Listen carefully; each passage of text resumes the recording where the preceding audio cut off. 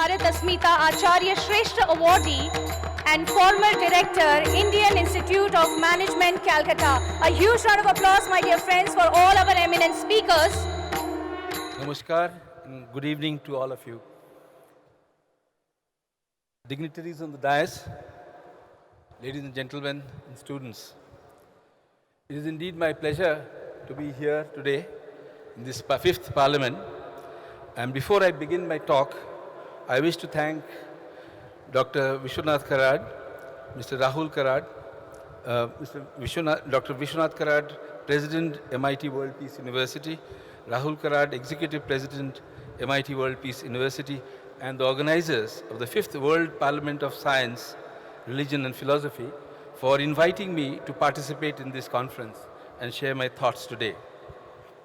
We are today sitting inside the awe-inspiring World Peace Dome created by Dr. Vishwanath Karad, founder president of my MIT group of institutions, in the name of Sant Sri Gyaneshwar.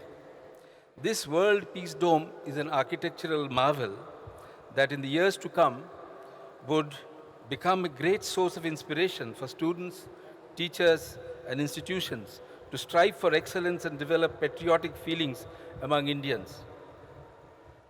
Such an achievement is only possible through relentless hard work in the pursuit of excellence. Today, we are all sitting in this World Peace Dome and are thrilled by the experience. But if we ponder over what has gone in the making of it, we will realize that extremely hard work and great vision, perseverance, creativity, and great management skill was essential to execute this humongous project. Work of such gigantic proportion and exquisite beauty requires great and abiding inspiration. Dr. Vishwanath Karad was inspired by the work and teachings of Swami Vivekananda and philosopher Sant Gyaneshwar. India today needs hundreds and thousands of people who are men of action, who have the required knowledge and skills, who have the right attitude, and who are driven by a great vision to rise above their small personal interests and contribute to the development and growth of fellow human beings and the environment around us. Not only India, but the whole world today needs people who are driven by goals that transcend narrow self-interest. The theme of this session is need to transform universities into true centers of research, innovation, scientifically oriented knowledge, and the wisdom for holistic human development. A good starting point for our discussion is the draft National Education Policy 2019. It is an impressive document that provides extensive information and analysis on the current scenario of higher education in the country. It is a very well-structured and well-written report. It is a very comprehensive document and touches upon myriad issues related to education and has the potential to bring about major changes in education in our country in the years to come. The draft NEP 2019 has identified critical issues facing our higher education system. We take up a few important ones that are pertinent to our theme today. 1. Lack of accessibility to higher education. This is one of the reasons for India's low gross enrollment ratio. At present, it is much less than that of economically advanced countries. According to the World Bank, India's tertiary education GER is 23%, whereas USA has a GER of 88%. Even Malaysia has 38%, China has 30%, Brazil 46%. Fragmentation of education system. The higher education system in our country suffers from high fragmentation. There are about 800 universities of different types and a large number of colleges which number around 40,000. The All India Survey on Higher Education has reported that 20% of the 40,000 odd colleges have small enrollments. Also, 40% of these colleges run a single program. Paucity of research in universities and colleges.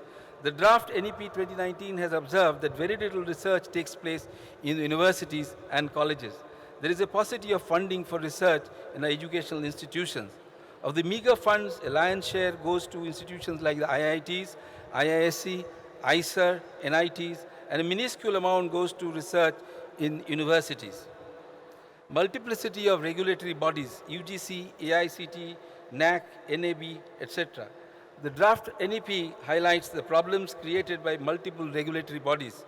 Multiple regulatory bodies create inconsistencies in the education system, thus creating problems for the institution. As a result of the problems described above, over the last several years, India has seen an outflow of students going abroad for higher studies. Earlier, students used to go abroad mainly to the US and UK for higher studies. Today, we see many students going to Russia, China, Poland, Germany, Greece, Australia, Malaysia, Singapore, etc. Earlier, students used to go abroad for master's degrees or higher studies, higher than master's. But now we are seeing students in large numbers going abroad for undergraduate studies also. The students who stay back in the country face the problem of lack of jobs. The employability, skill, and attitude gaps of graduates in our country is a big cause for concern. Various reports paint a dismal picture. Private assessment agencies consider only 20% of engineering graduates as employable. The draft 2019 NEP 2019 has in its preamble given an overview of the approach taken by the committee, also broadly outlined its recommendations.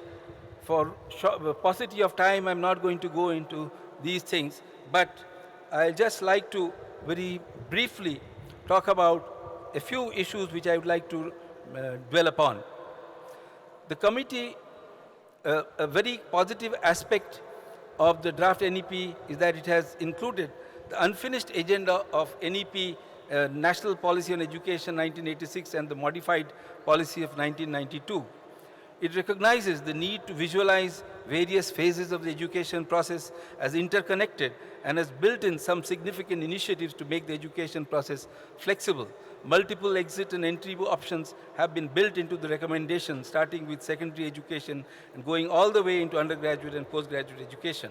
The draft NEP 2019 considers most of the major issues covered in the theme of this session. However, the question we as educationists have to grapple with is, would draft NEP 2019 be able to address the problems India and the world are facing today? What are the problems? Dr. Vishwanath Karad has, in the preamble to the book Religious Scriptures and True Life Guiding Scriptures, mentioned some of these problems.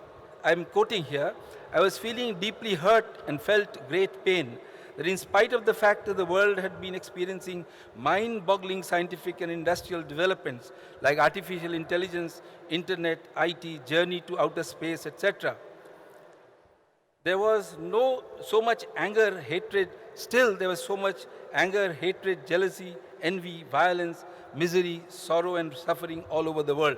Dr. Mashelkar also echoes some of these problems which has already been. Nobel laureate Richard Ernst, who won the Nobel Prize in Chemistry in 1991, shares some of his views in a journal article.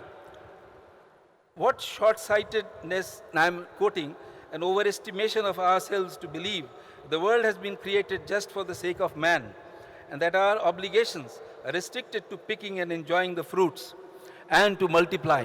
What arrogance to believe that we are the crown creation. Dr. Karad expresses his conviction that the union of science and religion and spirituality can help in finding a solution to mankind's problem. Dr. Mashelkar expresses a similar hope. And Dr. Ernst says we need a great deal of love, care, and education in order to become viable members of human society. Our inborn instincts are not sufficient for survival and for contributing our share to the survival of mankind. In spite of all pervasive negative human qualities we have talked about in the foregoing paragraphs, there are occasionally some glimmers of hope.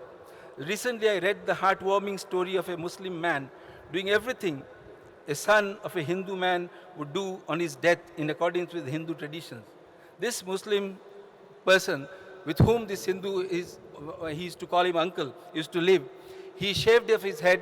For 13 days he did not eat non-vegetarian food and did all that was required as per Hindu customs. Now, if this kind of behavior we can see from people, it shows that where there is love, mutual love and affection, many of the problems that we talk about would be obliterated. How can we achieve better understanding, empathy, mutual love and affection among people of different regions, religions, communities and cultures? To my mind, it is only education which can, over time, lead to the development of a better world. Just give me 30 seconds, okay? It is through education that the union of science, technology and spirituality can be achieved. Scientific and technological advancement is essential. However, at the same time, spiritual development is a must. I believe what we need is wisdom and holistic human development. Swami Vivekananda had said that the purpose of education is not to fill the brains of students with the latest information, but to ensure the assimilation of ideas to develop their full potential. The assimilation of a few key ideas is very important. Nobel laureate Ernst elaborates on this concept. Wisdom, so to say, the ultimate distillate of lifelong experience. Wisdom might be found in immortal books. Wisdom might be transferred from great teachers to students, but without personal experience, true wisdom cannot develop, nor will it last. Now, here I have a suggestion that we need to start religious and spiritual education at the cost of being criticized by lots of people who have been, like me, have believed that secularism means abhorrence of religion. But it is my fervent belief that we need to broaden the meaning of secularism. To my mind, secularism should not mean abhorrence of religion and spirituality. It should mean treating all religions as equal. The core aspect of any religion is spirituality, and this is what should be taught in schools and colleges. I acknowledge the fact that religion has been the root cause of many conflicts. But I believe if students in schools and colleges are exposed to core concepts of major religions with a thrust on spiritual aspects, there will be greater understanding between people, and through better understanding, there will be harmony and peace. Therefore, at the schools, colleges and universities, there should be ample opportunities to learn about all religions with an emphasis on their core philosophical aspects and with a view to showing the essential unity of all religions. I think with this, I'll end. Just one line. Sri Ramakrishna Paramahansa, an almost illiterate priest of the Dakshineshwar temple and the guru of Swami Vivekananda, propagated the concept of Jato Mat, Tato Path, which means as many minds, that many ways. If we can cultivate this thought, this philosophy right from the very beginning, from childhood, I think we will be able to move towards a better world. Thank you very much.